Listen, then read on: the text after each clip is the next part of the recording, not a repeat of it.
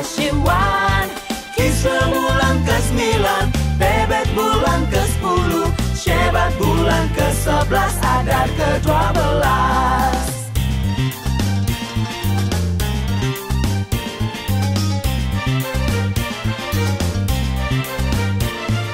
Nisan bulan pertama, bulan Abib. Ziu bulan kedua, bulan Iyad. Siwan bulan ketiga, Tamus bulan keempat, Ab bulan kelima, Elul bulan keenam. Tisri bulan ketujuh, bulan Etanim. Bul bulan ke-8, bulan Syawal. Kislew bulan ke-9, Bebet bulan ke-10, Syebat bulan ke-11, Adar ke-12.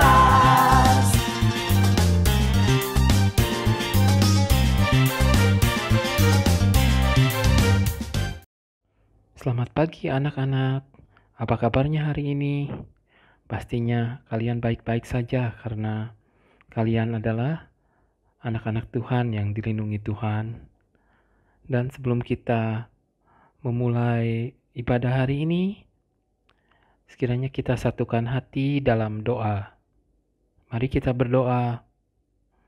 Tuhan Allah Bapa, kami ucapkan syukur dan terima kasih ya Bapa untuk setiap kasih karunia-Mu selama seminggu ini. Kau menjaga kami, menjaga kesehatan kami, sekeluarga dan juga saudara-saudara seiman kami. Dan juga sekiranya firman hari ini, di hari pengucapan syukur ini ya Bapa, kami bisa beribadah yang sesuai dan berkenan di hadapan-Mu. Dan sekiranya firman ini dapat selalu tertanam di hati kami dan bisa menjadi minyak untuk kami bisa bertahan sampai hari akhir. Kami berdoa dan mengucap syukur dalam nama Anak-Mu yang tunggal Yesus Kristus. Amin. Judul firman hari ini, 3 hari raya besar yang ditetapkan Tuhan. 1. Hari Raya Paskah atau roti tidak beragi. 2. Hari Raya 7 Minggu atau penuaian jelai atau Pentakosta. 3. Hari Raya Pondok Daun. Kita baca ayatnya bersama di Ulangan 16 ayat 16. Di layar pun ada dan juga kalau bisa kalian buka sendiri Alkitabnya masing-masing. Ulangan 16 ayat 16. 1, 2, 3. 3 kali setahun setiap orang laki-laki di antaramu harus menghadap hadirat Tuhan Allahmu ke tempat yang akan dipilihnya, yakni pada hari raya roti tidak beragi, pada hari raya 7 minggu, dan pada hari raya Pondok Daun. Janganlah ia menghadap hadirat Tuhan dengan tangan hampa. Kita bahas hari raya pertama, hari raya roti tidak beragi atau Paskah. Pertama kali umat Israel merayakan hari raya roti tidak beragi pada tanggal 15 bulan 1 saat Eksodus dari Mesir menuju Kanaan. Mereka harus memakan roti yang tidak beragi selama 7 hari. Di zaman sekarang, secara arti rohaninya, kita bukanlah harus memakan roti yang tidak beragi, yang keras. Tetapi secara rohani, kita harus belajar firman murni yang tidak tercampur ragi atau pikiran manusia. Jadi, kita harus belajar firman yang benar-benar murni dari Alkitab. Dan saat itu, umat Israel tidak lagi menjadi hamba dan eksodus dari Mesir. Dan arti lainnya adalah gambaran Yesus yang menebus dosa manusia dengan mati di salib di hari Paskah. Hari raya yang kedua, hari raya 7 minggu atau Pentakosta. Mari kita buka Alkitab, kita buka ayatnya di Ulangan 16 ayat yang ke-10. Kita baca bersama Ulangan 16 ayat 10. 1, 2, 3. Kemudian haruslah engkau merayakan hari raya 7 minggu bagi Tuhan Allahmu, sekedar persembahan sukarela yang akan kau berikan sesuai dengan berkat yang diberikan kepadamu oleh Tuhan Allahmu. Jadi hari ke-50 setelah persembahan hasil pertama, kita harus kembali mempersembahkan hasil dari berkat yang diberikan oleh Tuhan kepada kita. Itulah hari raya 7 minggu. Yang artinya oleh buah pertama, Yesus Kristus, akan banyak buah yang akan dituai. Yang artinya pun bila kita menginjil kepada banyak orang, kita pun akan memperoleh buah yang banyak, yaitu buah penginjilan, menyelamatkan banyak jiwa-jiwa yang kembali kepada Tuhan. Amin. Dan arti lain dari hari raya 7 minggu ini atau Pentakosta, mari kita lihatnya di Kisah Para Rasul 2 ayat 1 sampai 3. Kita baca bersama ya.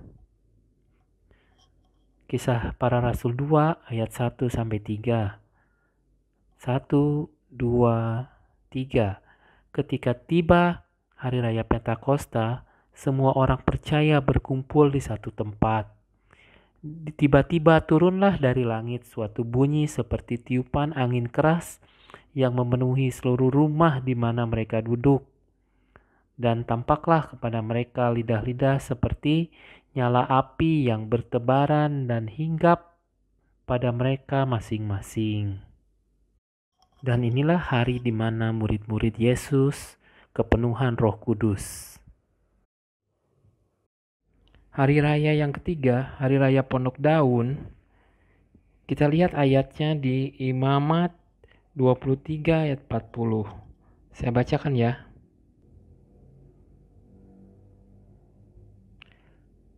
Pada hari yang pertama, kamu harus mengambil buah-buah dari pohon-pohon yang elok, pelepah-pelepah, pohon-pohon korma, ranting-ranting dari pohon-pohon yang rimbun, dan dari pohon-pohon ganda rusa. Dan kamu harus bersukaria di hadapan Tuhan Allahmu 7 hari lamanya.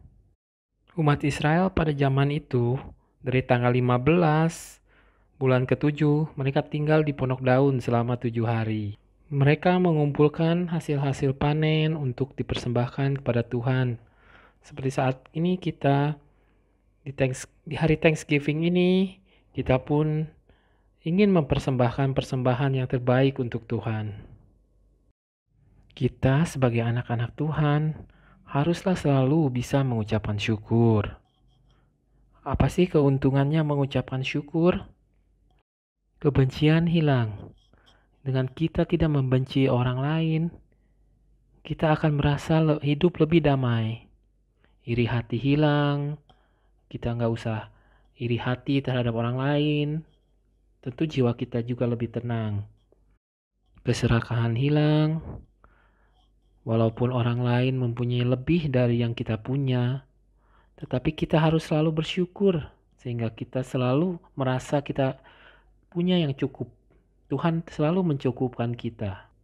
Kuasa gelap tidak bisa bekerja. Jadi, walaupun ada yang mau jahat atau apapun tentang negatif tentang kita, itu tidak akan bekerja karena kita mempunyai syukur. Dan ketamakan pun tidak bisa masuk. Dan hanya kita bisa berdoa selalu mengucapkan syukur kepada Tuhan. Dan siapa yang bisa menaikkan syukur yang sejati? Yaitu manusia yang menyadari kasih karunia. Manusia yang setelah menyadari kasih karunia, berusaha untuk mengenalkan kehendak Allah. Seperti kita menyampaikan kabar baik firman Tuhan kepada jiwa-jiwa yang mencari dan juga pada setiap kesempatan kita untuk bisa membawa kembali orang-orang yang tersesat kembali ke jalan Tuhan. Dan apa sih alasan bersyukur?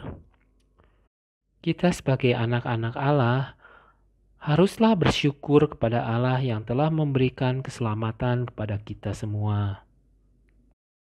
Dan Allah telah mengirimkan anaknya yang tunggal untuk menebus tubuh, roh, dan jiwa kita dari dosa.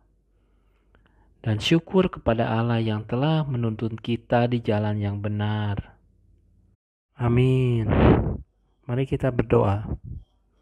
Tuhan Allah Bapa, kami ucapkan syukur dan terima kasih untuk firman-Mu hari ini, di mana kami kembali belajar untuk bisa mengucapkan syukur ya Bapa, dan selalu bersyukur untuk apa yang kami dapat, untuk menghilangkan kebencian, iri hati, keserakahan, agar kami layak menjadi anak-anak-Mu di surga nanti. Dan anak-anak Sunday School pun harus bisa selalu bersyukur di dalam keadaan apapun. Kami serahkan sisa waktu hari ini semua ke dalam tangan pengasihan-Mu. Dalam nama anak-Mu yang tunggal, Yesus Kristus, kami berdoa dan mengucap syukur. Amin. Doa Bapa kami yang di surga, dikuduskanlah nama-Mu. Datanglah kerajaan-Mu, jadilah kehendak-Mu di bumi seperti di surga. Berikanlah kami pada hari ini makanan kami yang secukupnya, dan ampunilah kami akan kesalahan kami, seperti kami juga mengampuni orang yang bersalah kepada kami. Dan janganlah membawa kami ke dalam pencobaan, tetapi lepaskanlah kami daripada yang jahat. Karena Engkaulah yang mempunyai kerajaan dan kuasa dan kemuliaan sampai selama-lamanya. Amin.